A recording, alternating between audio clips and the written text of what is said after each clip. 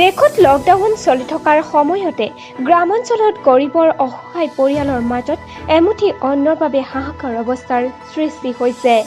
দৰিদ্ৰ দিন হাজিৰা কৰি পৰিয়াল পোহপালন দিয়া লোকসকলৰ পানীত হাঁহ নচৰা হৈছে।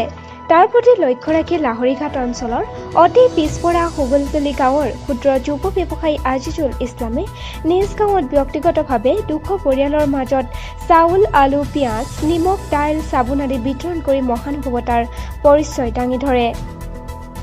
লকডাউনৰ সম্পূৰ্ণ নীতি নিয়মৰ মাজেৰে খাদ্য সামগ্ৰী বিতৰণত লাহৰীঘাট আৰক্ষী থানাৰ আৰক্ষী লোক উপস্থিত থাকি উৎসাহিত কৰে।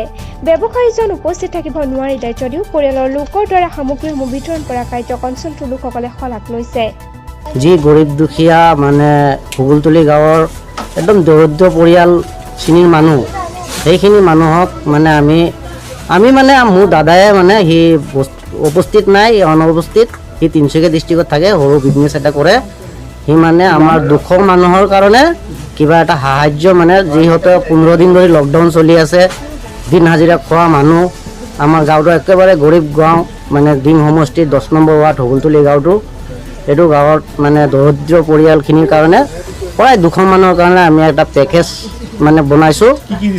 চাউল 5 কেজিকৈ আৰু আলু, দাইল, মিঠাতেল, পিঁয়াজ আৰু হাত ধুবৰ কাৰণে 1 নম্বৰ চাবোন, মানে চাবোনটো দিয়াৰ কাৰণ উদ্দেশ্য হ'ল মানে চাবোনটো মানে আমাৰ বিশেষ কৰি আগত লাগে, যি আগত মানে যি কৰোণা ভাইৰাছৰ কাৰণে যি আমাক চৰকাৰে নিৰ্দেশনা দিছে, সেই নিৰ্দেশনা মতনে আমি গোটেই মানুহক ডিচিপ্লিন মতনে মানে দি আছোঁ, মানে এইটো সাহায্য এটা দি আছোঁ আন্তৰিক হিচাপত। মানে আহ্বান জনাম যে বহুত ধনী ব্যক্তি আছে এই অসমখনত, বহুত মানুহ আছে যে এনেকুৱা মানুহ যে তাহাঁত খাব পাৰে 3 টাইম, গৰীব মানুহে খাব নোৱাৰে, সিহঁতক যে আগবাঢ়ি আহে, সিহঁতক মানে আহ্বান জনাম এইটোৱে যে সিহঁতিও আহি কিনে এইটো দৰিদ্ৰ পৰিয়ালখিনিক যে চাব লাগে, যিহেতু লকডাউন চলি আছে আজি 15 দিন ধৰি।